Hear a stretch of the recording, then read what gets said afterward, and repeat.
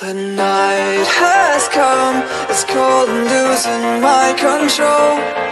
Your light is gone, and lonely darkness fill my soul. I wish that you could save me from my isolation.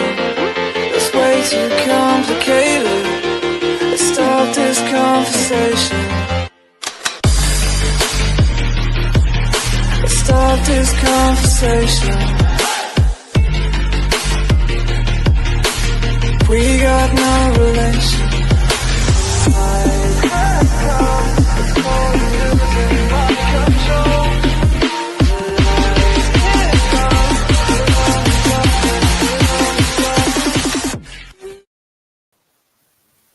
Good evening, and if you're just tuning in live, you are either listening to us or watching us on UFO Paranormal and United Public Radio Network. You can listen to us on 105.3 FM in the Gulf Coast in Mississippi and 107.7 FM out of the beautiful city of New Orleans, Louisiana, where we're actually broadcasting from. This is the Angel Rock, and I'm your host, Lorilei Potvin. A little bit about myself. I'm a Canadian psychic medium, crystal Reiki energy healer, Akashic Records practitioner, spiritual teacher and mentor, as well as a registered nurse. I'm an animal communicator. I'm well versed in near-death experiences, having had one as a toddler myself, and I've studied them professionally and personally for over 40 years. And I'm also extremely well versed in the paranormal. I always say we didn't go looking for it. It found us in our previous home. We've actually shared our story on the Travel Channel's Paranormal Survivor. It's season 4, episode 9, called Demonic Hauntings. And you guys know I always say my little spiel. I forgot to warn our poor guests what they forgot. I got a little bit of a spiel to go through first, but thank you patiently for waiting. She's first-time guest on here. You guys are going to love her. Anyways, you can find that on YouTube. I think it's on Netflix. It's all over the place. And you're going to see a familiar face in there that I did not know her at the time when we filmed this years ago. But she is now a big part of our network, and it's Michelle DeRoche. She was one of the professional consultants on our case for the show. And she's the host of Beyond the Outer Realm on Tuesdays from 2 to 3:30, and then her 2-night big show on Wednesday and Thursday nights, 9 p.m. Eastern Standard Time, called The Outer Realm. And she's also our station manager. I want to give a huge shout out also to Joe Montaldo. He also lets me borrow his Rumble because his Rumble is bigger than mine. We're streaming there tonight. And we were broadcasting out of his beautiful home in New Orleans, out in the bayou. I've never been there, but I've seen pictures. It's absolutely beautiful. Also want to thank Carnation. Carnation sponsors all the live shows here on Mondays. It's known as Carnation Mondays. So Carnation is a global brand. So if you're out shopping and, if you're getting ready for any of the holidays maybe that are coming up in the next month or so, well, throughout the year as well, and you see something by Carnation, please consider supporting them because they support us and bring all the wonderful shows that are on this network. We do stream multiple shows 7 days a week live, and when we're not streaming live, the archive server kicks into the last 25 plus years this network's been around, and we do broadcast to every country in the world, believe it or not. But 80 to 85% of our audience is audio only. I always say if you want to join the conversation, because this show is very audience participative, and so is my second one I'll mention in a second. And I say you need to see us to join the conversation. So you very quickly, I'll rattle off. If you want to come, because you're probably going to hear us answer questions, read comments, you're going to say, well, where are those? Why can't I join in? This is how you can. Under my name, Lorilei Potvin, you can go to my main Facebook profile. I'm also on LinkedIn under Lorilei Potvin, The Angel Rock. My YouTube, which is The Angel Rock with Lorilei Potvin. We are streaming on Instagram, which is The Angel Rock 1508.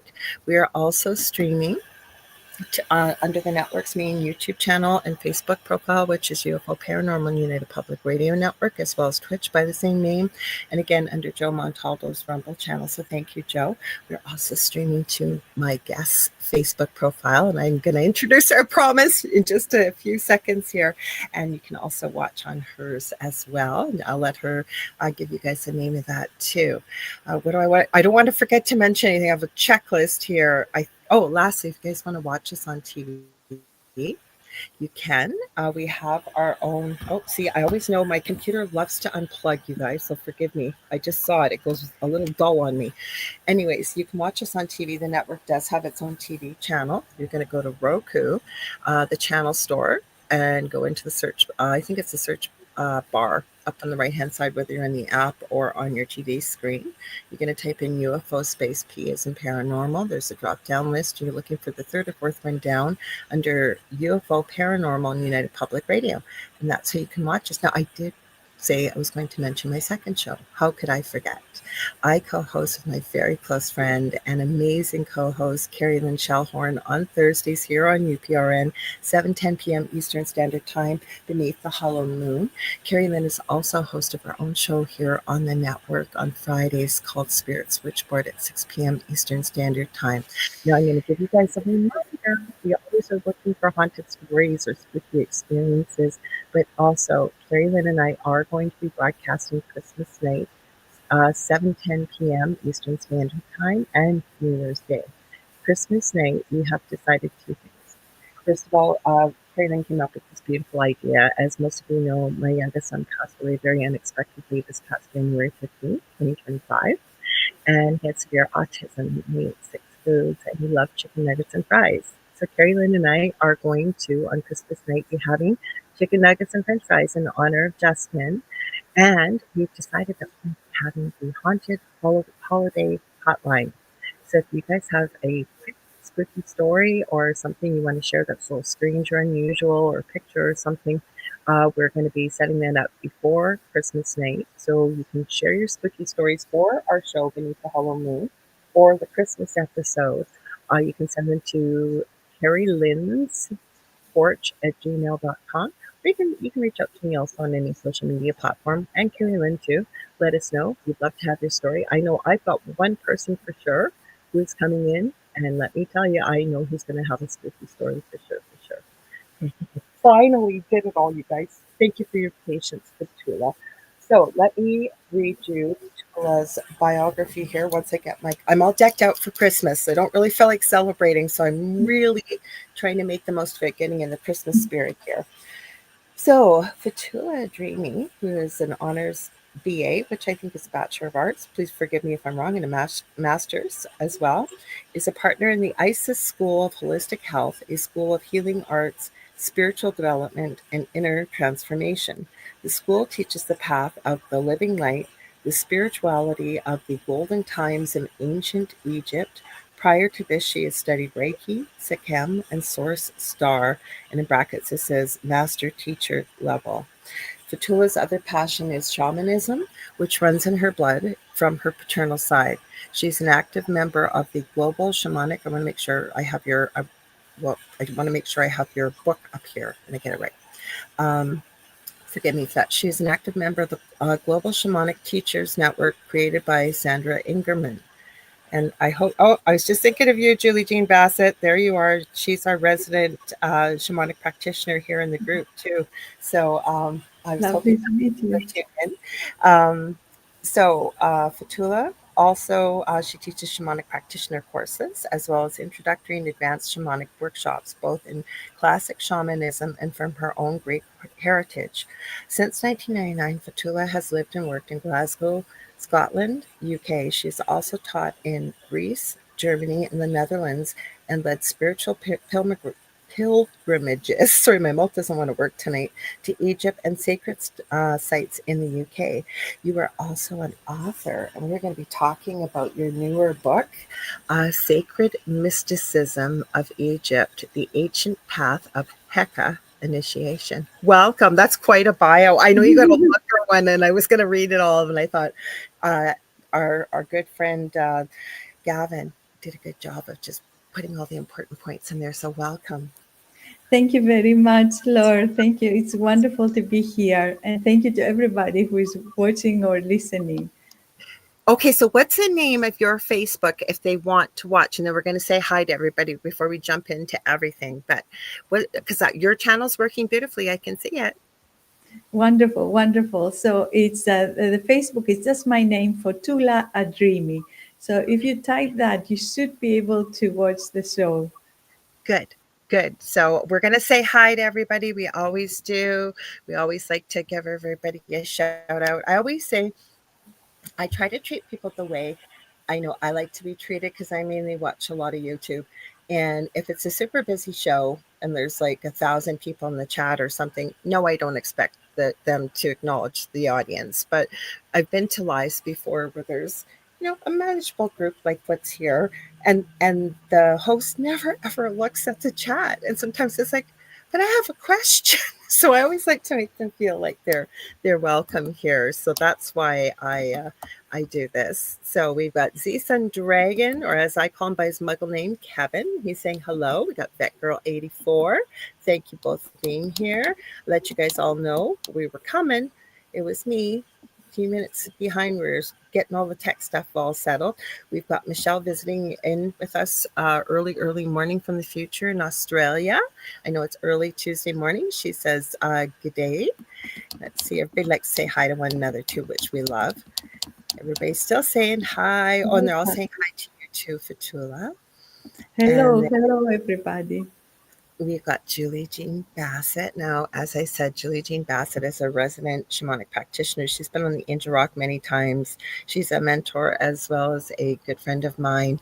I've had a session actually with her that was life-changing just over a year ago, but she's also an incredible animal communicator, and I took her beginner animal communication course. Julie, I told you I was going to memorize the date, and I didn't. I know it's the first weekend in December, Saturday and Sunday. You're running the beginner animal communication course again, you guys. I strongly encourage anybody who wants to know how to communicate with animals, check it out. It's a wonderful course, and you're going to meet some great people there. She's also worked with me with some of my pets personally, and really helped dramatically. If you've got a pet out there and you're like, why is my animal doing this? I don't know how I'm going to communicate or get them to stop, or maybe they need some healing, whatever that may be. I highly recommend Julie. So you can reach her either at juliejeanbassett.com for the animal communication and animal healing, or Whitetail Shamanic Healing for her shamanic practitioner pieces that she does. We got Kirby's 100 saying hello. I know doing the same thing to me, Vet Girl. You're saying Fotoula kept trying to autocorrect your name for me. That's what they're saying in the chat. Oh, can I pronounce it? You mean again, Fotoula? Yeah.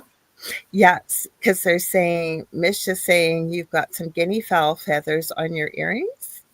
Oh, yeah. Well, she's from Australia, so I'm guessing maybe that's why she's recognizing them. I'm not sure.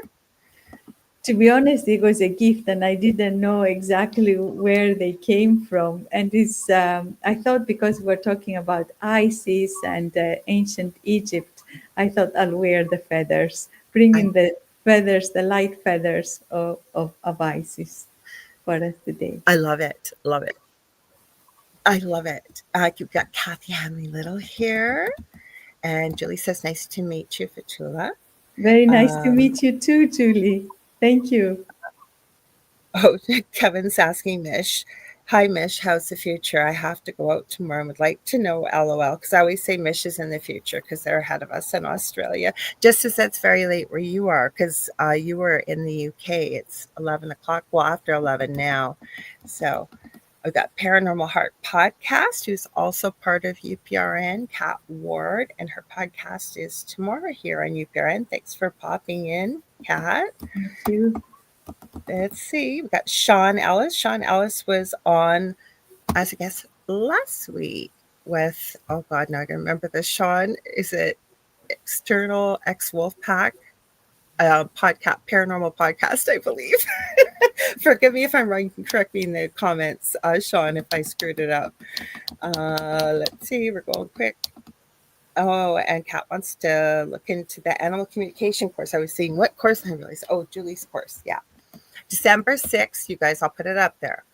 December 6th and 7th from 12 noon Eastern to 3 p.m. Eastern both days. Mish, I stand corrected. She said guinea fowl are from South Africa. That's good to know. That's really good to know. Yeah. We'll just check Instagram. Go. Okay, we're good. So, oh, Heidi Gall's here. We can't forget Heidi Gall. She says, hello, Lorilei and Fotula. Sorry, she wrote Futini. Everybody's writing Futini. So forgive me. I know it's Fotula. Please forgive me. Much love from Boulder, Colorado. You're in Michael's craft store. Oh my goodness. Okay, I'm gonna just be very, very envious because I've stayed away from there. Michael's, have you heard of Michael's Crafts before? No, no. Okay, you have a bigger crafting like type stores throughout the UK. I know because I follow a lot of UK creators. Over here in North America, we have Michael's, and Michael's has the most beautiful crafting things for holidays and you name it. So thank you for joining us while you're shopping. I'll Thank live you. vicariously through you, actually. Sorry, what were you saying? Sorry, Fotoula? And I'm just thanking everybody as well. Thank you so much for being here. We also have Michelle Wilfong. Normally we are streaming on TikTok. But TikTok has decided that it doesn't like when they don't use their software. So they banned me, I believe, in another week or two. I didn't do anything wrong. But the reason I mention it is Michelle Wilfong is my mod over there, and she's an incredible mod. And I like to thank people when they do these things. So please forgive me for the long intro here. But you guys check her out. She lives in a haunted apartment, and her TikTok channel is My Haunted Apartment. So now we got to talk about you. So, gosh, normally I like to start at the beginning. Like, how did you get to where you are today? Like, did you notice that you always had abilities as a child, or did this sort of come at a certain point in your life? Yes, so basically, what happened to me was that I grew up in Greece, and I come from a Greek family, but I was very, very clairvoyant, and I had ancestors, my great grandfather, my great aunts, who were also clairvoyant, and my great grandfather was practicing what we call shamanism, but we don't call it shamanism in Greece because that's a foreign word to us. So we call it magic, magia, and he was practicing there in his village, and the gift was passed to me. So what happened was, as a child, I had first of all a great reverence for the divine, for the sacred. I Mhm, could really communicate with the trees and the sea, the water. I could feel the magic of the sun and the moon. The moon was very, very important to me. And as a little child, I took part in a ceremony with my family. We used to go to an island where nobody used to live there. It was just two houses on this island, and we used to go there on holiday. There was no electricity, nothing like that. And mhm, I used to go with my family, with my father, who did some of this work of his grandfather, and do the work with the moon one night, and mhm, something really opened. And I used to communicate with Mother Mary and everything like that up until about when I became a teenager. Then what happened was this natural connection started to go because I started to feel very unsure about if I was doing the right thing. The mind that was very quiet before, because it was a natural gift, I never judged it. I started to fear it. And that is when everything started to shut down until I was 30. You know, that Saturn return that people talk about. So when I was 30, everything opened up just overnight.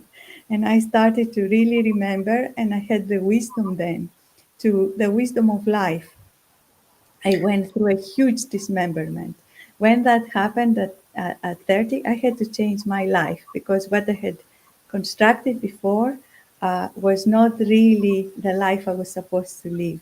So things really had to change, and I went through this big dismemberment, and and then I everything opened up again. So the gift was there in the beginning and came back, and I had to work for it. It didn't just happen that, of course, the memory started flowing, but for me to claim back the clairvoyance, the clairaudience, the clairsentience that was so natural when I was a child I had to really study it again, start again. But I had some incredible experiences that kept me on the path, and the signs were there. And every time I thought, oh, maybe I should pull myself back. And it doesn't make sense to my mind that I was a town planner, bricks and mortar. Something happened and said, no, this is your path of life. And things became very difficult if I wasn't following my path. Everything became Always. so incredibly difficult. I thought, I can't do this. And then you have no other option. You have to do it. This is what happened. And then in 2006, I had a great vision of Isis, the goddess Isis, who I used to see as a child. I had this huge love of ancient Egypt as a child. I can't tell you. I was just journeying as a shamanic. I do shamanic journeys. I used to do these journeys, even though I didn't know they were called shamanic journeys. I used to go to Egypt in the ancient temples, in my mind, imagining I was there and seeing all this light and ceremonies. And I loved anything Egyptian, but I couldn't find much in Greece. But when Isis came, she said, "You have to be. I would like to invite you to be my teacher again." And I said yes. And then I haven't had a day off since. Really, I've worked so much because there is so much to do. There's so much information. There's so much wisdom. There is writing books. There is teaching. There is all this incredible wisdom that we had in ancient Egypt about the awakening of the soul and the multidimensional self started to come bit by bit, step by step, so I could integrate it. And then Isis said, "Go and share it." And I became terrified. That was another journey of coming out of my cell and actually sharing the information and the teachings. And I've been doing that now for almost 20 years. Wow. Well, you know what, though? I resonate with so much that you're talking about. Ever since I was a little girl, I've always wanted to go to Australia. Do you hear that, Mish? Anybody else over in Australia? Actually, for a while there, my father had a work opportunity there. We were looking at, when I was a very small child, moving to Australia. Obviously, didn't happen. I live in Canada, but I've always wanted to go to Greece. It looks like such a beautiful, beautiful place. And I had, never, just many of the things you've said, like I can remember all the strange, odd things around me since I was a small child. I believe many of the things as a nurse, that walking into a room that I would have with 60 patients on nights. And I'm hearing that voice that I now know, and no, we don't hear voices the way I try and explain it. For me, I hear it within the mind's eye, if you will. You need to go there right away. And watching my poor patient have a heart attack right in front of me. Now, if I checked that room last, like I normally did, I may not have gotten there for an hour. Like very strange things, right? And believe it or not, it was our paranormal experience that got me on this path, including with you sharing that when we get off our path, yeah, life does become, it seems, much more difficult. And spirit, as I call it, collectively gives you that nudge, and then gives you a push, and then gives you a real spiritual whack, if you will, if you don't stay on the path, right? But what I'm going to ask you, and it may sound foreign, but again, because we broadcast to every country, it won't, or sound weird, and maybe to some people foreign. There may be people out there that have no idea who ISIS is. So could you maybe share a little bit about that? I know who ISIS is, but again, there's all kinds of people listening, probably may have heard of ISIS, but had no idea. And I would love if you could share a little bit about her. So Isis is a goddess from ancient Egypt, so all the way back, and she's still with us. She hasn't gone away, even though ancient Egypt is no more the way it was. Isis is very present, and Isis, the name Isis is an amplified form of the Greek name Isis, because at some point the Greeks conquered Egypt and they changed the names, but her original name in Egypt is Iset. And she is the goddess of who carries initiation, who puts people on a spiritual path, who has wings behind her, wings of light.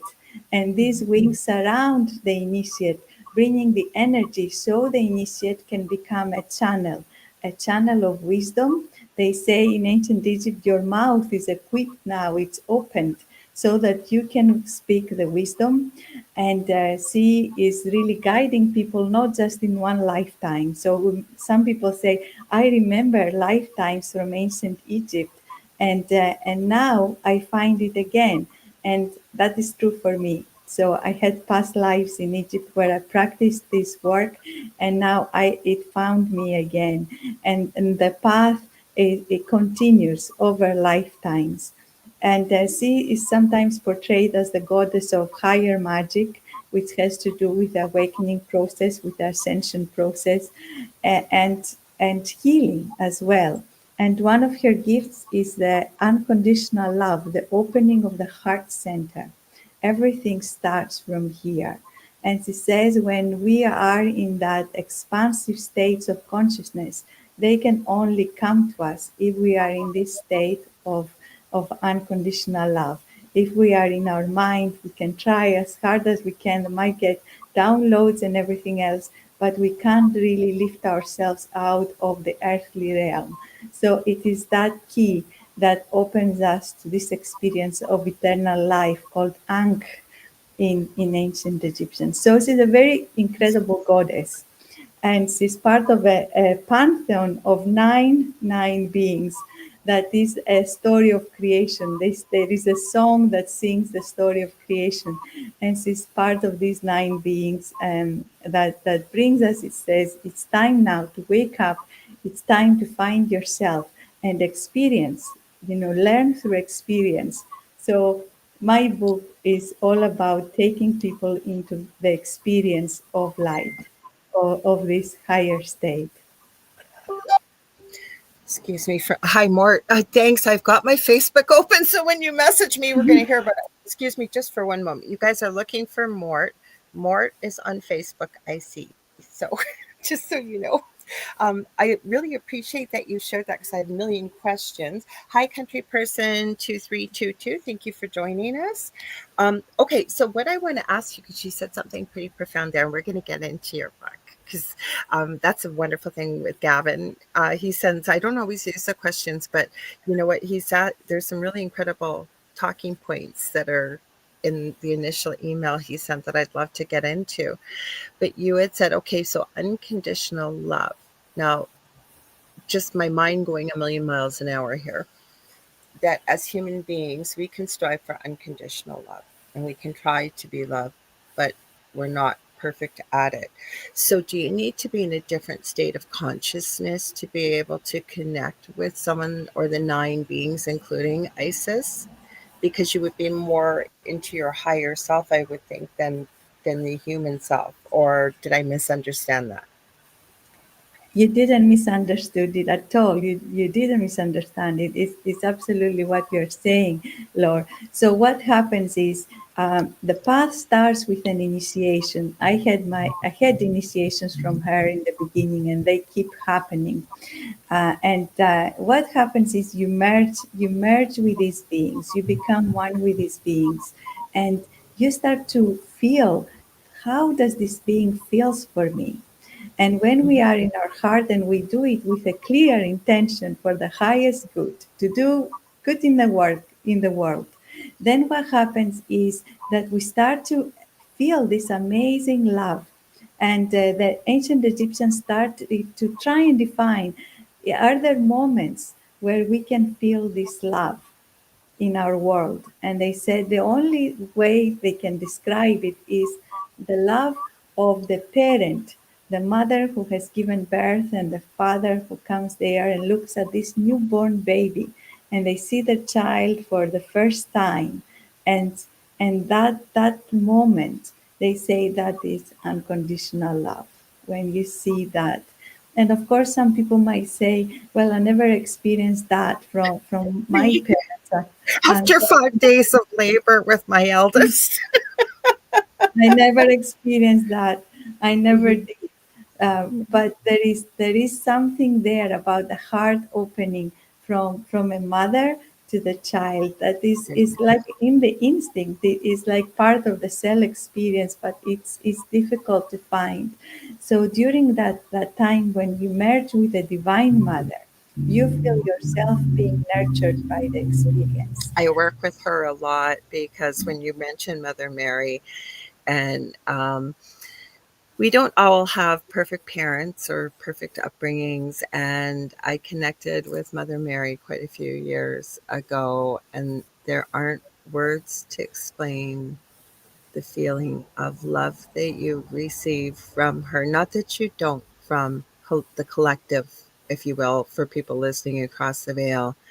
But if you are missing, say, that maternal love in your life, there, to me, there just isn't words, and it's so healing to connect with her.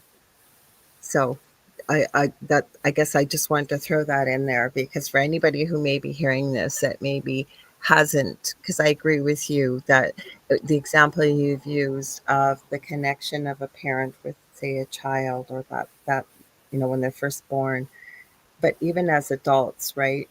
If we haven't had that feeling of that unconditional love, say, in our upbringing, I always find she's incredible to work with. Now, I've never worked with Isis, so I want to hear a lot more about her too.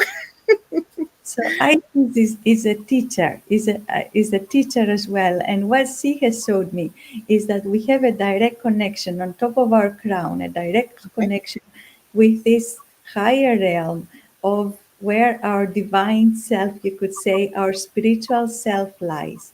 And this is an amazing connection. But what happens in our world is there is a psychic soup around us with all these thought forms and everything else going on, people's energies. And when these come, this divine connection, this, if you like, what he calls the ladder, starts to go askew. It starts to pick up the world instead of picking up this crown and this divine connection. And you might know that in ancient Egypt they had, sometimes they were wearing this big crown, like Nefertiti. I was just seeing it, yes. Yeah, yeah. Mhm. And this is because they want to say, I want to protect my connection with my divine self so I don't pick up everything else that is going around. And in the spiritual path, you start to become a lot more detached. Healthy detachment, not that you are numb. It's a healthy detachment from all the dramas out there as the more you go into that divine connection. And it's so beautiful. So she is a teacher. She has been a great teacher. She's a mirror for me, showing myself. You discover yourself without all these layers of the world. And in ancient Egypt, she was also the mistress of ceremonies, Sorry, the mistress of ceremonies. So a when people ceremony. Okay. Yeah, so people who are doing ceremonial work, there is a word that they use, and it's called Heka. And Heka means the power of creation, and it's higher magic, but not witchcraft. Not like, okay, I want to manifest a boyfriend, or I mean that's wonderful, but that's not her role per se. There are other ways, other teachings for that.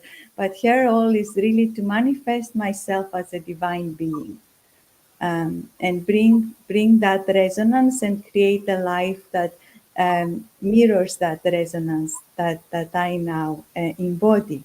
It's all about embodiment too in the physical world. So her initiates, they were going through the initiations in the Great Pyramid and in the temples, and it was a life very much of unfolding and opening up this wonderful center and the lotus flower. And she's also very much connected with the divine feminine, And what like people Mother should be. Mary.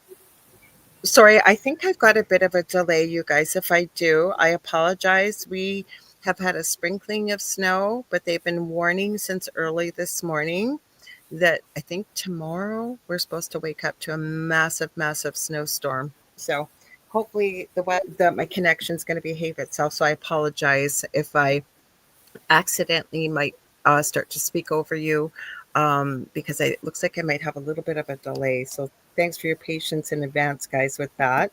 I also want to say hi to Dr. Frederick Woodard, Woodard Hypnosis on Instagram. He's been on the Angel Rock before a few times. So welcome, Dr. Frederick.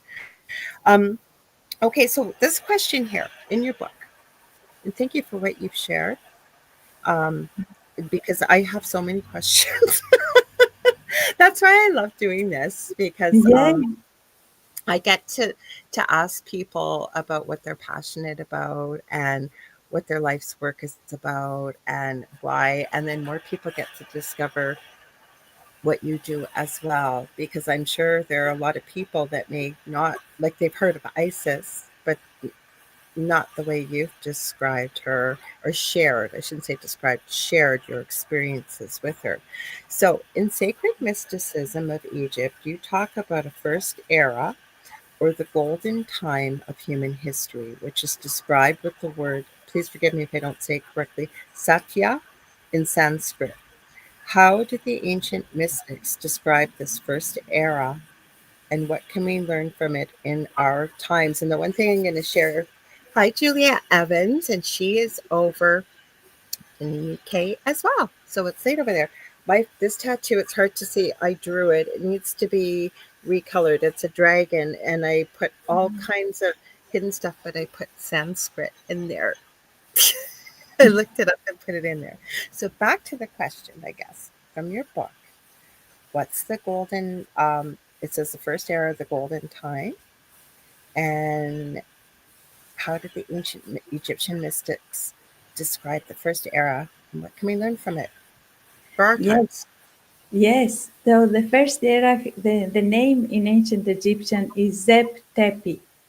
Oh, And I really didn't say correctly. no, Sorry. you said the Sanskrit word is Satya, Satya time. You Oh, did say it correctly, but in oh, good. ancient Okay. Egyptian, they call the same as the same. It's called Zeptep. It describes the same era, and they say that during that time, the human beings were like gods on earth.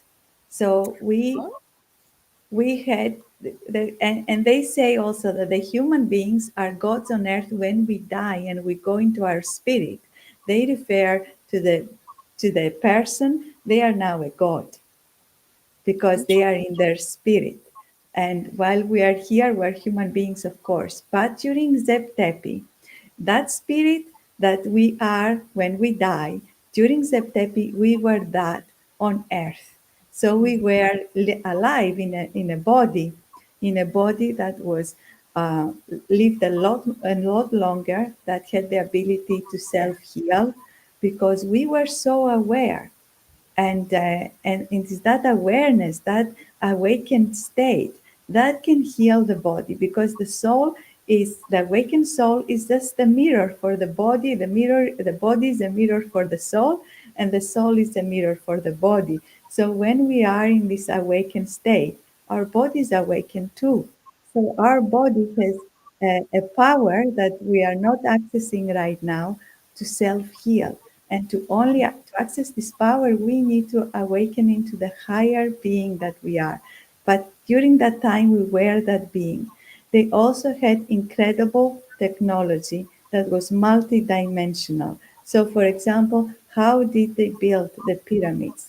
They yeah. say, Yes. yeah. So they say this for the human beings, right? That we have this human self, this human body, and at the same time we have a double, which the double is the etheric self, that is a mirror image of this body, but made of energy. So when they build the pyramids, they build that double. So the pyramids are also built with energy. So everything is manifested as in energy form.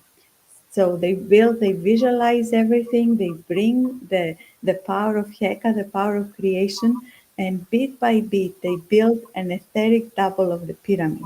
And then they build the pyramid in stone in the physical world. So this means that they are accessing not just the physical realms, but as we have a dream body, these temples are also accessing multidimensional planes, and they're gateways between this world You're and reading my higher. mind.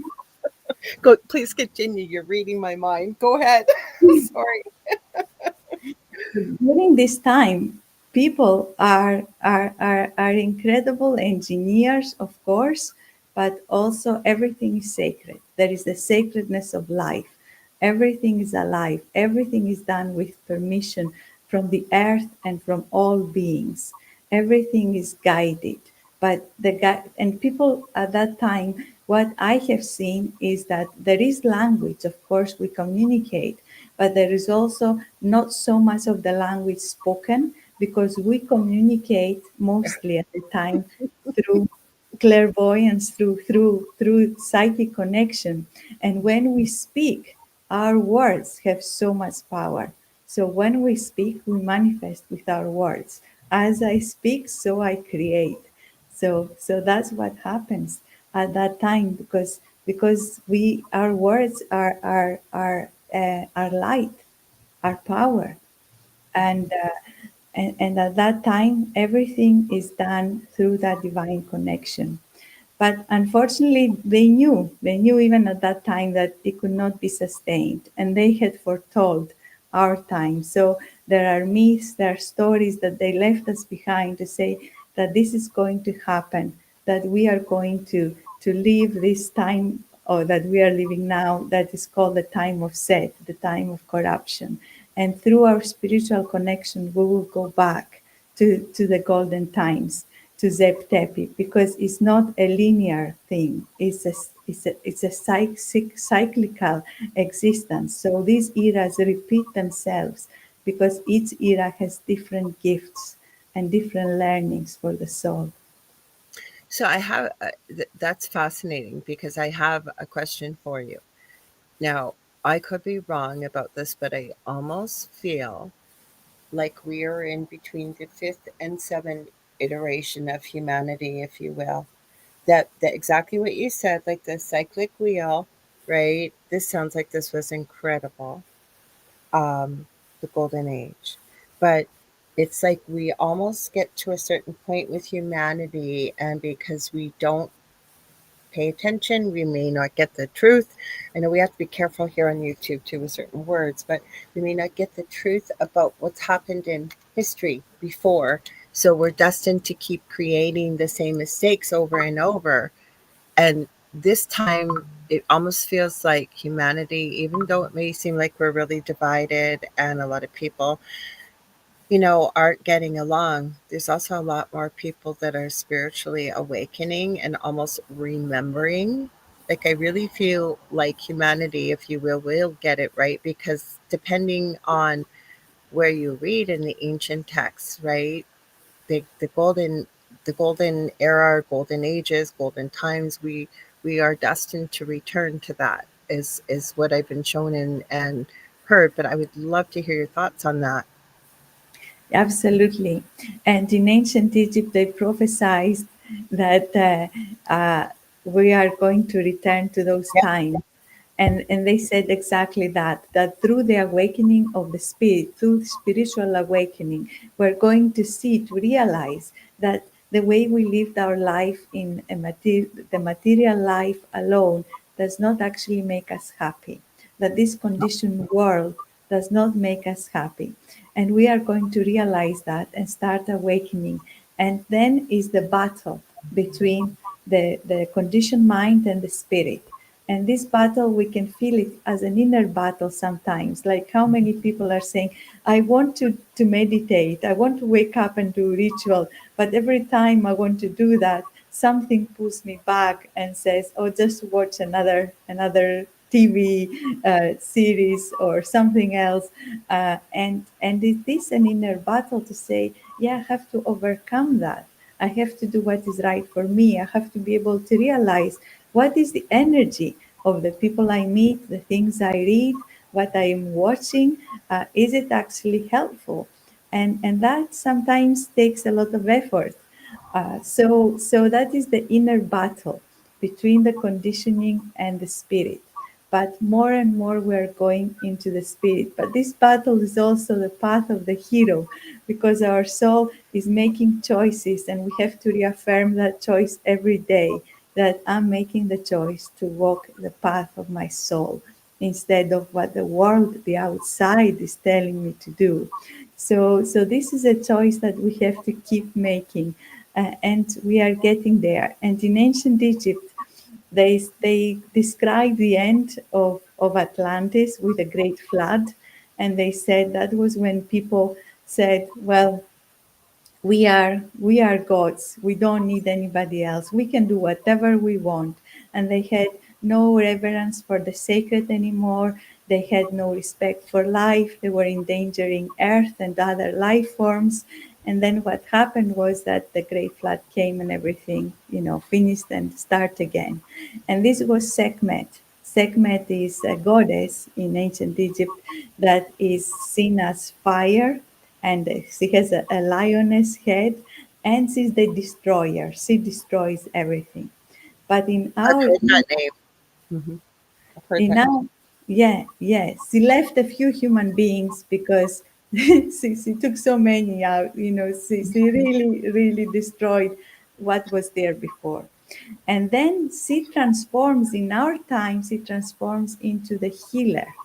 And the healer is like this lovely purring cat who comes and supports and is a lovely ally. But as the healer, she says, it's not about starting again. It's not about destroying the world and starting again. It's about healing yourselves. And this is the power that will bring us to the new era. It is the healing of the trauma. And what is the primordial trauma and karma that we are healing is the killing of each other, the brother killing brother. That is described in also in other traditions, described in the Bible, and it described in ancient Egypt that there are these twin brothers, Osiris and Set, and the jealous brother kills the other brother. And this killing of ourselves, of each other, because we are all one, we're all connected, and we are all manifesting in the theater of life these different aspects. Somebody is the jealousy, somebody is the goodness, somebody is the justice, somebody is the corruption. And we have to kind of heal ourselves with so much compassion and release the judgment, because it's about everybody healing that primordial trauma. So no more wars, just this state of peace. And Isis and my helping spirits and my shamanic spirits said, please put on your altar, on if you have a crystal, if you have where you light your candle, where whatever you do in your ceremony, peace on earth, because this is the deepest karma that we carry, is that killing and harming each other. I agree with you, but what I'm wondering, because I've seen this too, plus, just with research and looking into people like Dolores Cannon and connecting, with different people and eras and things like that with her hypnosis work. And I've seen it through other people too. Is it also, because I agree with you about the healing, right? Um, where I'm going with this is she's talked about there being almost two worlds because we've got free will, right? There are going to be people that will choose many of these things that you've just mentioned. But there's a lot more people I think that are waking up and recognizing exactly what you said about healing, that inner healing, the trauma, the primordial wound, all of it, right? And I don't know, is there? Because then it gets into a whole bunch of things. And I know we're not talking about that tonight, but even the multiverse timelines, we know there's no time on the other side, right? Past, present, and future all happening at the same time. But I hear what you're saying and I agree with you.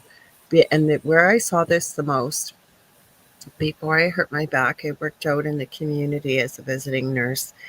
And I did a lot of really high tech stuff in the community, But the most rewarding work I ever did was I worked in one of the most dangerous parts of my city. I almost didn't take the job. I'm so glad I did. It was life changing to work in an area of my city. It was very dangerous. There was a lot of crime.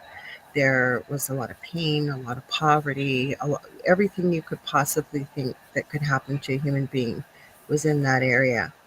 And it was life changing for me because of what I've learned about people and what I saw, but also working in palliative care, people that chose to die at home.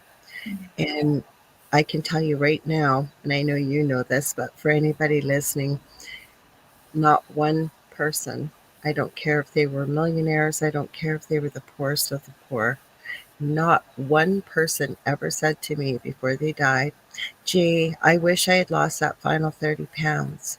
Gee, I wish I had gone out and spent more money. I wish I had done all this." Every single person, though, I can tell you, said the regrets they had that they didn't tell the people they loved around them how much they meant to them every single day.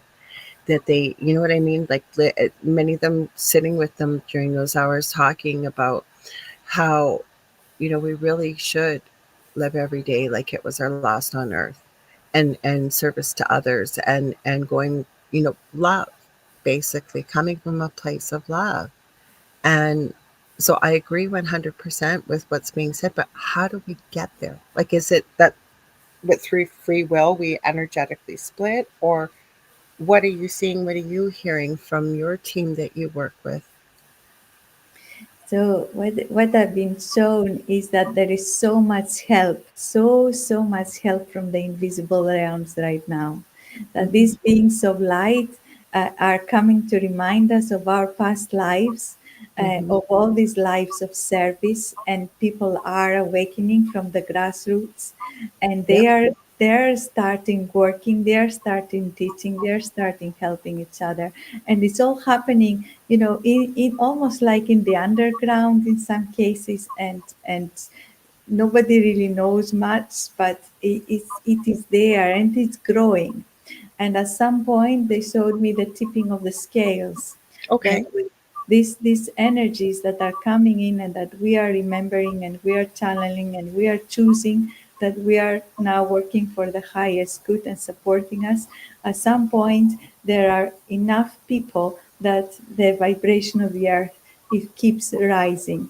And this vibration of the earth, as it rises, it shows very clearly this duality of light and dark. It becomes so evident, the corruption and the goodness. It is like you can't hide it anymore. And then We're our seeing eyes, it now. We're seeing yeah, it now. We're yeah, seeing it now. Yeah. yeah. Mhm. And we're going to see it even more and more. And we are just going to keep making choices. What am I choosing? Am I choosing to support this corruption and just have an easy life? Or am I going to go into my spiritual consciousness and start to do the work to transmute and heal myself and heal others and help the earth, because the earth is already rising in a higher vibration. We are playing catch up. The humankind is playing catch up right now. The earth has already risen to a higher plane. Um, so what I'm seeing is that yes, there is this very difficult time, because the duality is becoming more and more extreme, and people have every opportunity is given to the souls to say, please make it, please see it, please see it very clearly. At the same time, there are also where there is light, there is also darkness. So there is the other side too. and and I've seen it too, because in my shamanic work, I this year I've been doing so much depossession work, really helping people release those heavy souls or beings who are causing harm. So, and I can see people being lost in the ego as well, good people being lost in the ego. So I think at some point, at the moment, there are so many people here on the planet because they really wish to experience this change. We are in the changing times, and at some point, this the choice will be there that some people may have the opportunity to ascend to the higher plane, a bit like other people did before that in America, the Anasazi or the Mayans, some of them just ascended in a higher plane. They disappeared altogether. Where did they go? They were there and then they weren't. So what I have seen walking the petroglyphs in New Mexico is like these people are still there, but they are in a higher plane of consciousness, in a parallel earth. So there are these parallel realities that we know from the shamanic work, and Hmm. these are beliefs. Is some people will experience that ascension into a higher plane, and some people will not. If their path will continue in another way, but all these parallel earths are connected as well. So it's like the onion, all the layers of the onion. Each layer is a different, almost like dimension, but they are all connected at the bottom and at the top. So they are all intercommunicating. And in shamanic journeying and hypnosis, we can find ourselves that, I'm not in a past life. I'm in another world of this earth. And it is truly a multidimensional universe. And the ancient Egyptians had all these gateways, all Hmm. these doors to go there and connect with these planes and meet the beings who were supporting them. And they created these doorways in their temples. So I had the opportunity to go inside and do work in the ancient temples in Egypt. And some local healers met me there. And they took me to places inside the temples that they had the key, the etheric key, and they unlocked the place, and it was no longer the earth's vibration. I walked into that place and I thought, I'm no longer on the physical earth. It was a completely different um, sense and experience. And then I've tried to go back to the same temple by myself, and it was not there. They had done it for me and for my Maybe they were your key to the doorway. Can you hold that thought? Because I'm supposed to do a station ID at the hour. And Mr. Kevin reminded me we have Sparky's Paranormal here. Hello, Sherry Madigan's here. Hopefully I didn't miss anybody. So if you're just tuning in, you're listening live to 105.3 FM on the Gulf Coast and out of Mississippi and 107.7 FM out of the beautiful city of New Orleans, Louisiana, to UFO Paranormal and United Public Radio Network. I'm your host, Lorilei Potvin of the Angel Rock, and my incredible guest is Fotoula Adrimi. We are talking about Atlantis and Egypt, and holy cow, I have so many questions. So thank you for tuning in. You guys don't go anywhere afterwards either. We are finished at about 8 p.m. Eastern Standard Time. And the Light Gate is coming up next with Preston Dennett and Dolly Saffron. So don't forget about that one. So hang tight. Thank you. So you were saying that you tried to do this yourself. And yeah, it almost sounds like maybe they were the key, if you will, to the doorway, because there's a great question in here, and what it says is, I gotta find it. Hang on, I just had it. Um, there was something about how we could do it ourselves. So it says, how can we find the god, goddess, or archetype we were born with? And then it gets into talking about a past life you had before. So, how can we find out then for ourselves? Yes, so that's a great question. And in my book, I have several the key ancient Egyptian gods and goddesses, their characteristics, their gifts, how you can connect with them, because they are archetypes too. They are spiritual beings of light, so they are helpers, guides, and teachers. I Mhm. think mainly teachers for the soul, but they're also archetypes because they bring um, a power that is outside duality, like Isis or Mother Mary is the Divine Mother. You feel the absolute unconditional love. There is the wisdom, Jehuti or Thoth, brings the wisdom that comes from the sky, from the in pure form, and then helps human life. And that is something that you can connect with. But in our world, wisdom is not perfect because some people use it well, some people misuse it for their own purposes. All these scientists that do all these experiments, which they should not be done, but in the pure form of the archetype is Look perfect. who's joining us. Look who's joining us. We got to give him a shout. Oh, hello, Gavin, Kevin. we love you, Gavin. Gavin is responsible, you guys, for connecting Fotoula and I. And I would love for you to check him out at the Paranormal Chronicles. I know he's on Facebook. Gavin, if you have a website or anything like that, please put it in the chat for us. I adore Gavin. Many of the incredible authors that I have introduced my audience to has been because of working with Gavin, and I continue to work with him. But please check out the Paranormal Chronicles because he's representing people on his own now, as I understand, and he's got other things coming up in the future. I am quite certain of it. So thank you for being here, Gavin. We love you. Sorry to interrupt, but I want to give him a shout out. Thank you for very much because I owe so much to Gavin, Oh, and I adore he Gavin. he has done amazing work in introducing me to you as well, and all the work that he did for my book. So in Sacred Mysticism of Egypt, we have the opportunity to ask ourselves now, after going through that process of self-knowing and feeling really what is my purpose, what is the archetype that I am embodying in the world.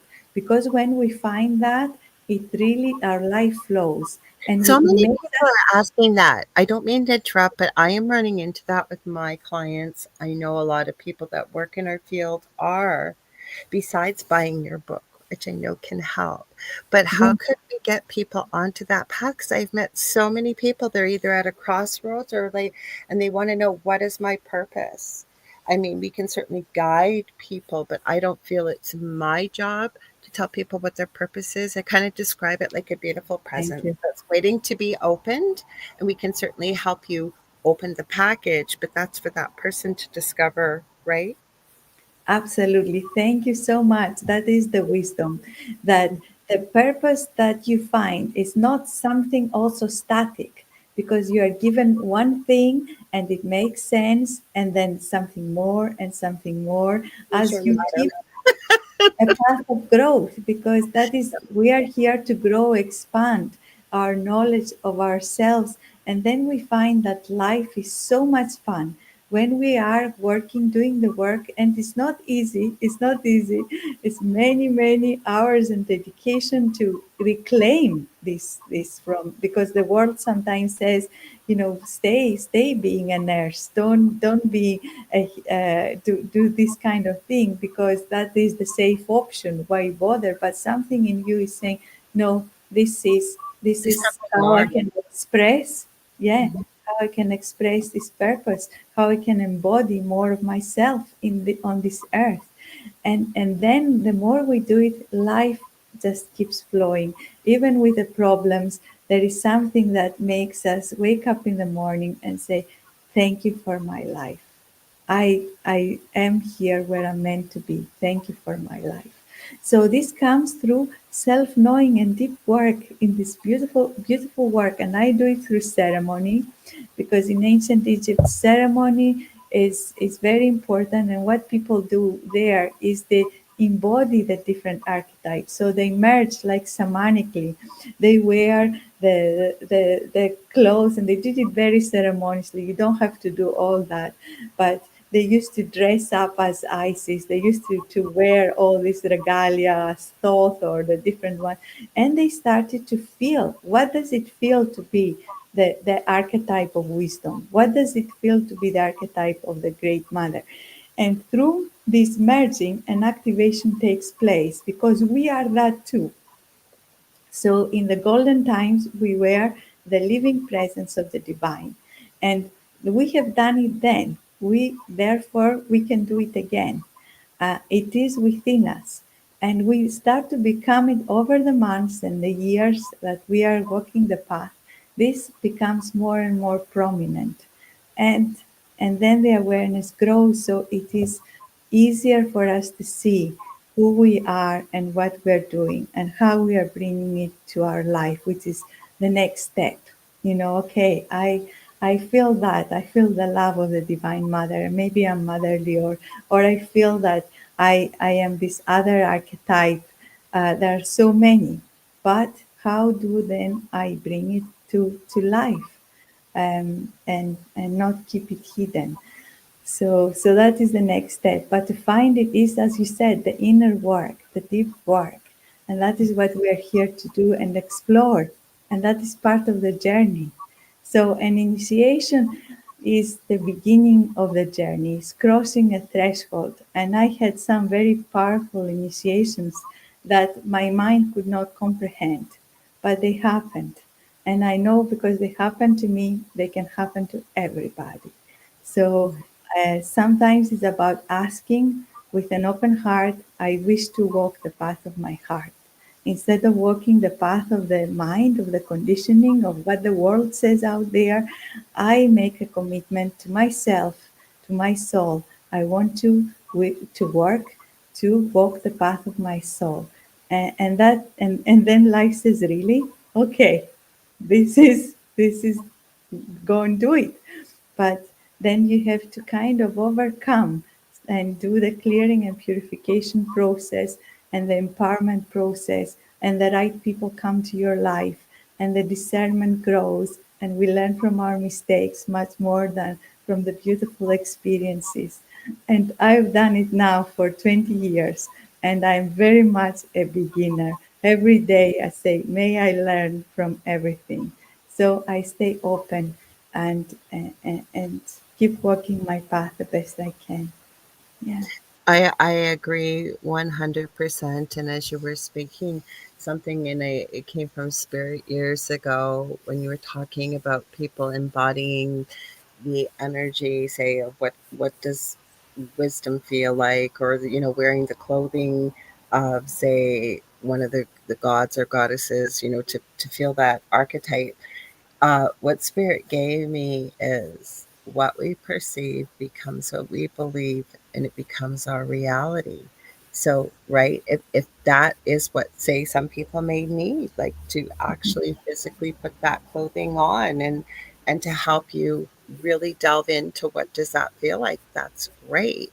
But for others, maybe not too, right? But that's what the whole thing is about here is, and I'm hearing spirit right now as I'm saying this, but it's trying it on for size and seeing, what does this feel like? How do and it may feel a little foreign in the beginning, maybe, but that's okay. Like, that's where the inner healing and some of the inner work comes from.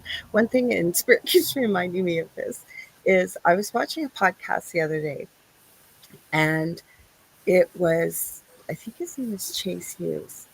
He's done a real study of the brain and psychology and things. You're probably wondering, what does this have to do with anything? It actually has to do with a lot. He actually explained why once one of my mentors had said to me, what other people think of me is none of my business. And in the beginning I went, of course it is. I care what people think.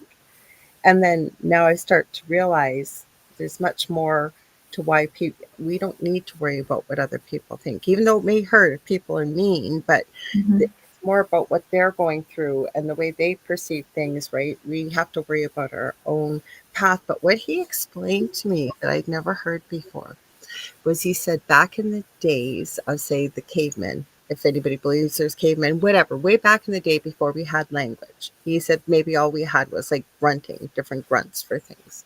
He said people lived in groups of about 110 to 150 people. If you didn't follow the rules of the group and you didn't go along with what was expected, you were ostracized, you were cut off, and that meant death, because you needed your group to survive, right? And he says they've studied this with the human brain and recognized, now they haven't come across a gene or anything, but it's almost like energetically that is still implanted with the human psyche. So, and never mind that things that go on in the world, right? With social media, with everything else, right? People still, it's almost like it's ingrained from birth to worry about what other people think, right? But it's not important. And I'm adding this because I think it goes along very much with what you've shared from the wisdom from your book, right? And trying on these different archetypes, connecting with these different gods and goddesses, enjoying the journey, because each one of us has a different journey and we're here for a different purpose. So we don't have to be like the neighbors down the street, or we don't have to have the most incredible materialistic thing, because in the big grand scheme of things, none of that matters. It really doesn't. You can't. And again, I'm going to go back to when I was working in palliative care. People were, it didn't matter how much you had. You can't take any of that with you. Right? You come in with nothing but your body and your soul, and that's kind of how you leave in the end, isn't it? Absolutely, absolutely. And in ancient Egypt, they have all these. They see these archetypes as different powers, and uh, and this power expresses itself in a being. So these gods and goddesses, they call them Neteru. If they have certain characteristics, and that is why they have the masks and so to symbolize the dog Anubis, which has to do with death, and they have different staffs to symbolize different things, and they say all these are different powers. So we it's not just one thing. There is so many different ways of expressing the divine, and we are like that too. All of us are so different, and we have our unique path. So we learn from each other as long as we stay open and say, as you say, try it for size. If it doesn't fit, that's Yeah. great. But you will find there is something unique for you, and it's that openness that makes the difference. Instead of saying it is only one thing, this is the thing, and if you do not do it like this, you're making a mistake, you're doing the wrong way. And that is not the way of the ancients. Even in ancient Greece, they had all these different powers, different gods, different goddesses from Egypt. At some point, the Greeks went to Egypt and they saw the wisdom there and they brought them to Greece. And we have temples of Isis all over Greece. Um, and when Christianity came to Greece, at some point, they accepted that because they said, well, that's just another power. This is okay if some people can go into it because it might be right for them. So in the beginning, everything was accepted. And now we sometimes we have this dogma, but there was no dogma because you learn from yourself. You learn from what resonates with you. There are the teachings there that just open a door, but then it is what is the wisdom, the pool of wisdom within you. And and and the way the meditations, the ceremonies that are there still from thousands of years ago that I remembered and I have been practicing, I can only say they help me, and that's it. Maybe they help somebody else too. That's it. And everybody can bring whatever is resonates. There will be somebody who may find something that can help somebody else, and we all have to work together. It's like all the colors of the rainbow make the white light. Hmm. I agree 100%. Hi, Carrie Fast. I see you popping in. Nice to see you here. So I'm loving what you're saying, because I have something I call the proverbial back shelf. I really, really believe that truth and light always will eventually find and rise to the surface, always. But say there's something like we're trying it on for size, say, we're looking at your book, we're going through your book, or trying on some of these archetypes, or connecting with different gods and goddesses. So maybe it's not the right time to, right? Because I really believe that if you want to call it the universe, you want to, the gods, the goddesses, spirit, whatever you want to call it, spirit meets us where we're at. So where I'm going with this is, say somebody tries something on there going, oh God, there's no way, but there was something interesting. There's a reason why I looked at this. That's where I take something like that and shove it on the proverbial back shelf, I call it. Because lo and behold, and I'm going to show one example to the audience that just came to mind. So when I know, though, that eventually, if it's important, it's going to come to the surface. So this is something, my journey years ago. I always joke and say I don't need cards, but I love them. Oracle cards, tarot cards, and what have you. And this had to be about 20 years ago too. I seen this beautiful deck, and it said Keys of the Arcturians. And I opened this up and I went, I'll show you why. I opened this up and I'm going, what the heck is this? What am I going to do with this? And I don't know if people can see. It's got it's got channeled symbols on the back, and I went, what the heck am I going to do with this? I'm never, ever, ever going to use this. So back then, not recognizing I was hearing spirit, I just tucked it away. And I have to tell you, this is one of my most favorite decks now, years later, having learned, done the inner healing, strengthened that connection with, you want to call it across the veil, to the other side, whatever people want to call it. So this was actually physically on my proverbial back shelf, but where I'm going with even with your book, right? Try it on. If you feel pulled towards it, there's something maybe in there, some little nugget of something that interested you. Maybe it's not, you're not meant to access all of it right there, but hang on to it is what I'm saying, right? Well, exactly. And what I would like to say is please get in touch as well. If you have any questions about the book, it's wonderful. All the readers, all these readers sending me questions, and we speak about it. But what people say, what they come back and say is that it's not just the words that they feel, it's the energy. And when I wrote the book, and there's a lot more than the gods and goddesses and the temples and the pyramids, there's also the path that the people followed. You know, the path during the death mysteries, and that were very important, the initiations and all of that. Just to stop you for a second, there may be people listening that have no idea what are death mysteries for people Yeah. listening. Do you mind sharing? Yeah, yeah, of course. So in ancient Egypt, they practiced the mysteries of Osiris, which was the mysteries of death. So they wanted to, they knew that when we are in our spirit state, so when we die, if we die well and we don't get stuck and become a ghost, so if we die well, we go into this luminous spirit. We become that spirit out of the body. They said you are a god. You are a god, really. You are now awakening into your divine self. So they said, instead of waiting to die, can we access that state while we're living? Can we That's become, yeah, mhm. it's so powerful. It's so powerful. And some, some shamans in some traditions, they still do it. I mean, I had I had one day. It wasn't as powerful, of course, as it was in ancient Egypt, but it was for our times. I had a burial where I was buried in the earth. It was a Celtic ceremony, and it was the full moon, and I stayed in that womb of the earth overnight while the shamans were chanting, and they said, right, you are dead now, we have your funeral, and you're trying to access that state. But in ancient Egypt, they really dedicated that. They had the temples on the west bank in the desert, in a place of emptiness, because nothing grows in the desert.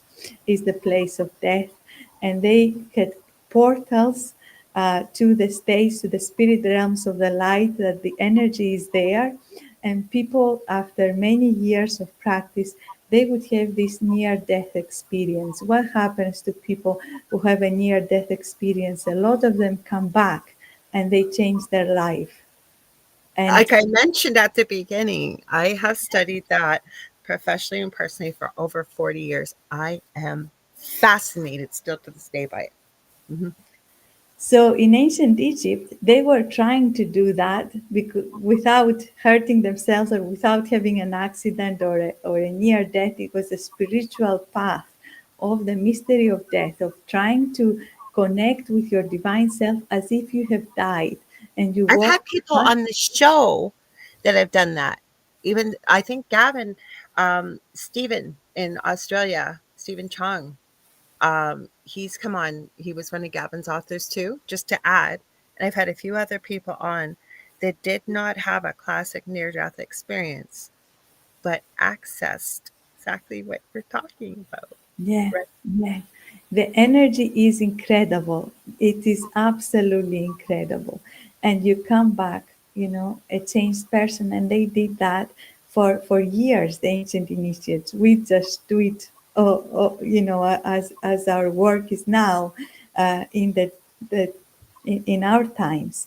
But they dedicated many years of their life of going through the gate of death and coming back a changed person, the luminous spirit who is in the body. And when they came back in that luminous state, the first thing they did was to go to the temples and bring all the light there and bless the land because they were the divine spirit.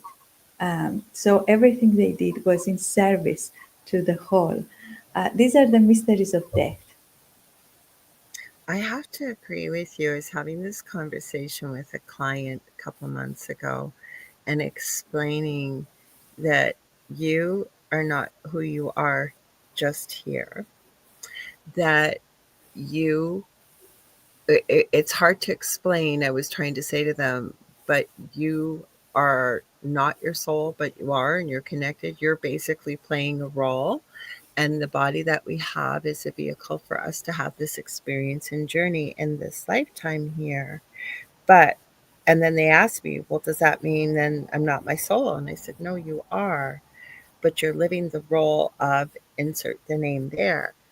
And Spirit gave this to me in the fact that when we go to a place of unconditional love, when we are in service to others, truly of heart and coming from a place of love, I believe that that's when we connect with our true godlike self, if you will, according to your book, and I agree, or our soul, because I think that that's who we are, because we never truly die. And I would love to hear what you've learned from sharing in your book or your experiences working in this field. Would you agree, disagree? What are your thoughts? We are eternal. There is no beginning, there is no end. And the ancient Egyptians had really analyzed all the different levels of spirit. What is the multidimensional self? What is the divine self? What is the personality here on earth? And how do they interact? And how can we bring that connection? How we can connect the divine self, the multidimensional self, the earthly personality. So the earthly personality can say, I trust now my inner voice.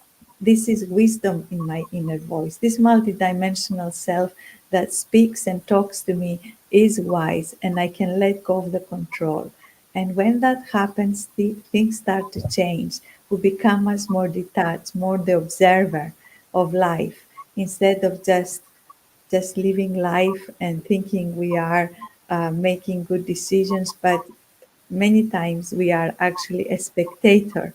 And there is a difference between the spectator and the observer, because the observer learns from life, but the spectator just sees images, the world going by, and is that nothing registers. Like So watching TV, like watching a yeah, monitor, basically, yeah, right? yeah, Mm-hmm. yeah.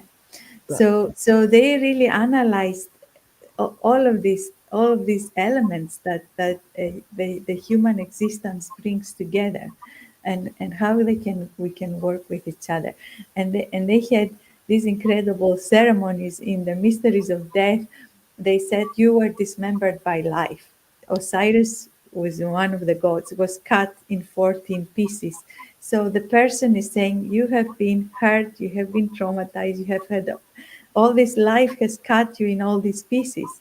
But then there is the light symbolized by Isis, the priestess of Isis comes, the priestess of the other side of Isis, the silence, the darkness, the night, Nephthys, they come and they build the person back again with the etheric energy of light that comes from the Sirius star. The Sirius star is so important.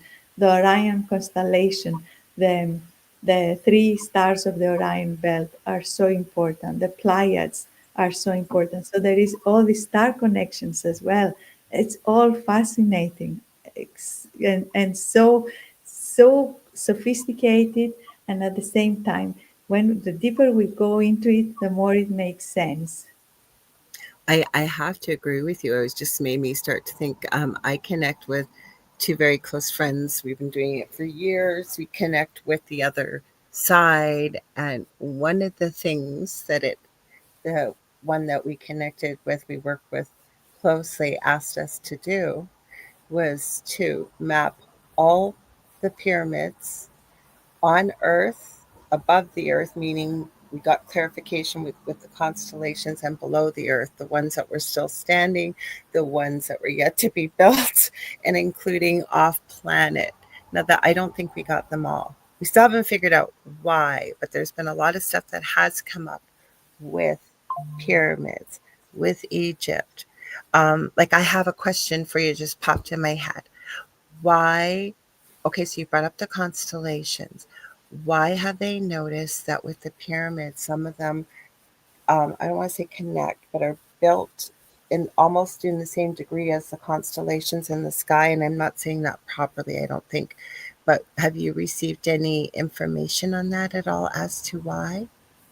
Yes, so Lord, the work, I just want to, before I answer the question, I want to say the work that you did to map all the pyramids off planet, on planet, and We didn't below, get them all. even even We got as help. many as we did.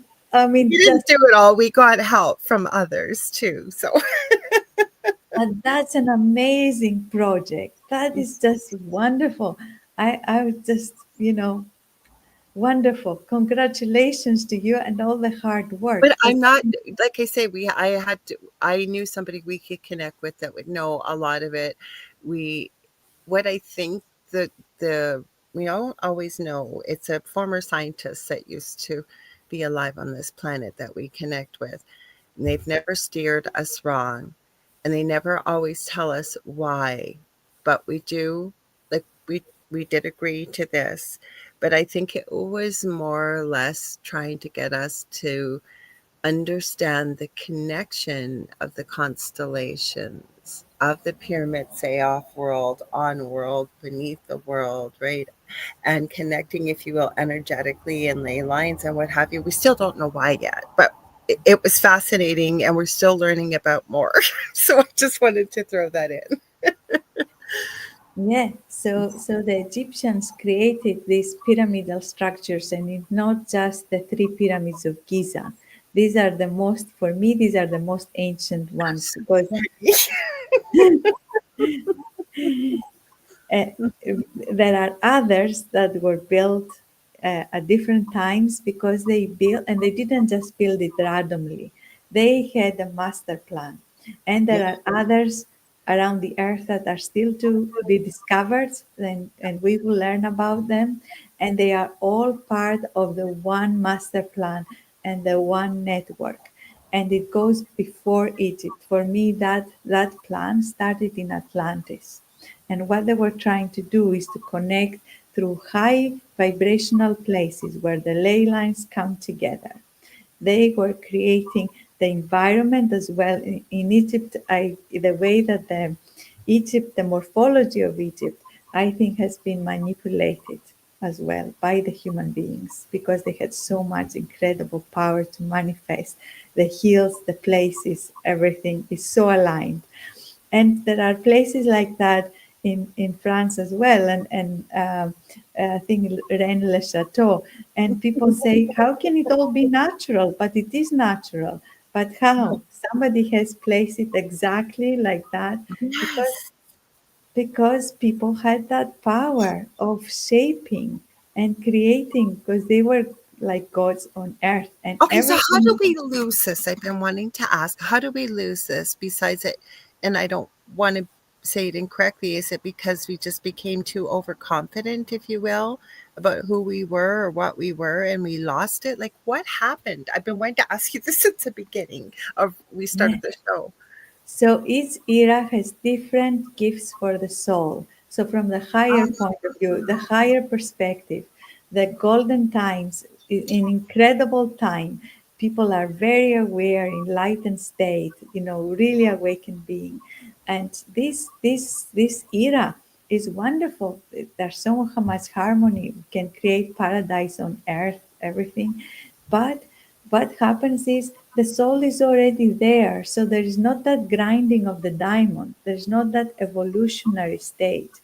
And now the era that we are living now is quite a short era in comparison. The golden times lasted a much longer time. But the evolution, the teaching for the soul during our times is immense. So this is an advanced school right now. We are in an advanced school. Yeah. We are, and that's why it's so tough. And it's hard for a lot of souls. It's really hard. But the soul was asked, if you could choose sometimes, I don't know the American equivalent, what is the best university here in the UK? You could say Oxford, Cambridge. You could go and do a college course, but you can also go to Oxford. And the soul says, no, I want to study in the best place. But when you get there, you have to have many sleepless nights. You have to really work so hard. And Earth is like that. It's a really advanced school. And during this time that there is so much suffering, there is immense growth because we've lost the connection. But the journey to find it again, when we find that grace that we are again, when we are touched by the grace of the enlightened spirit that we are, and we feel that incredible connection, that is such a gift. That is what Oh, it's about. amazing. Yeah, It'll yeah. it'll be incredible. So like I said, that there's so many incredible questions that Gavin included in here. But I wanted to ask you that we're going to run out of time, and I got so many questions. We may just have to have you back on in the new year sometime. Um, so in I your would book, love sorry. I would love to come back. I So love when our I have conversation. so many questions, and I'm sure the audience does too. So in your book, Sacred Mysticism of Egypt, you state that initiations into the mysteries were open to anyone. This is the question I was looking for before, and not hereditary or dependent on social status, which I love. Um, what were the skills or qualifications necessary to become an initiate for people that are listening? Because and you guys, I strongly encourage you, please, if you want to know more about this, like we barely scratched the surface of your book tonight, and we're going to tell you guys where you can find it, where to buy it in the next few minutes. But just even if you might be able to give people a little bit of info. So how can others like become an initiate if you don't have to, it doesn't have to be hereditary or based on your social status? So the door was open for everybody. Whoever wishes to become an initiate. In ancient Egypt, it was like this. You went for 2 years in the temple. You lived there, you had some teaching, you kind of found your feet. Did you like it? Was it for you or not? And after 2 years, you could decide, I'm going to take initiation into the mysteries. And what was the criterion? Was that it was, is your heart as light as a feather? I And was that waiting for means that. and, and that means that you have done the work, that you are not carrying the regrets, the pain, the trauma. You have done a lot of work, and you still carry some things, of course, but you are also in the goodness. You choose the justice. You choose to be a just and moral person, an ethical person. You work for the highest good and in service to all. So the ego is there. We all have the ego, but in some way we have done a lot of work to not operate out of our ego, to not project our ego, to not we do not embody that ego state, but we are able to come from that higher state of the heart. So they had this ceremony called the weighing of the heart. And Yes. what one of my spirit guides showed it to me, and it's in the book, the explanation, all of that there. But it's really interesting because he was so gifted. He was clairvoyant. He was so gifted, and he was kind of went there to the temple and loved it all his life. He was, since he was a child, he wanted to really be in the temple. And he goes to the temple, and everybody says, oh, you're so gifted, you can see the gods and goddesses, etc. But he goes with that expectation, they will take me. And everybody says, you will get it. And he tries 8 times through the weighing of the heart, and every time they say, you are not ready, you have to do this ceremony, you have to go on a How pilgrimage in the frustrating. temple. Yeah, and he, before the initiation, in his mind he said, oh, one day I will be the high priest. He has already gone to the end, but he had to go through all the steps, and every step teaches him something. And what happens is the divine timing is so important, because they call it mat, divine justice, but also divine order. And during his when he had the final trial, if you like, the weighing of the heart, he looks into the eyes of this priestess who embodies Mad, and she has the feather that she puts on the scales, and all he sees is the cosmos, and he realizes, I am in divine order with the whole of creation. And he then hears people clapping and saying, well done, he got it, that Now everything you're was. ready. But he says, at that time I was in divine order, I was exactly where I'm meant to be. It was perfect. And then eventually he said, when he got old, he did become a high priest. But it was that time that says, you are in divine order with the universe. That's how you become an initiate. So this was in the ancient times, but I had an initiation from Isis, and that's why I'm saying to people, it is when you make the decision and you say, yes, I ask for help, I ask to be an initiate, and I teach this path, but also you can ask it for yourself. There are many ceremonies in the book. There is a ceremony there for initiation too. But what happened to me was, I woke up in the middle of the night. There was a column of light coming down into my solar plexus area. It was so strong that the reason I woke up was because the bed was shaking from side to side. It was like a paranormal phenomenon, and it was shaking Oh, physically from side to side. And usually I would have been spooked and run away. But in that moment, the only thought that came into my mind was, what will happen if I move out of this column of light? And I did right. that, and the shaking of the bed just intensified. So I thought, I better go back where I was. Better stay in the light. I better do it. That was the only thought. And I did that. And the next thing, I can't remember anything else. I woke up in the morning. I knew this had happened. And I went to work and came back. And I knew it had happened, but there was nothing to question it, which is also strange for me, because my mind would say, I want to know what happened. What was all that about? But there was no questions. So something was keeping this in the back of my head. And then in 2014, in a pilgrimage in Egypt that I was taking, Iset or Isis came and said, this is when we downloaded in your body all the information you were going to channel. We raised your vibration that you could do this, and we brought in your body also the program for your future life. So that taught me that maybe from that point onwards, I didn't have as much free will as I thought I had, because But because maybe I always say I wish I would have read. We're running out of time here. We got just a few minutes left. But I have to add this. I always say jokingly, your higher self knew, right, that this was going to probably be life changing. But then I always like to add for myself, anyways. I wish I would have read the fine print. Great.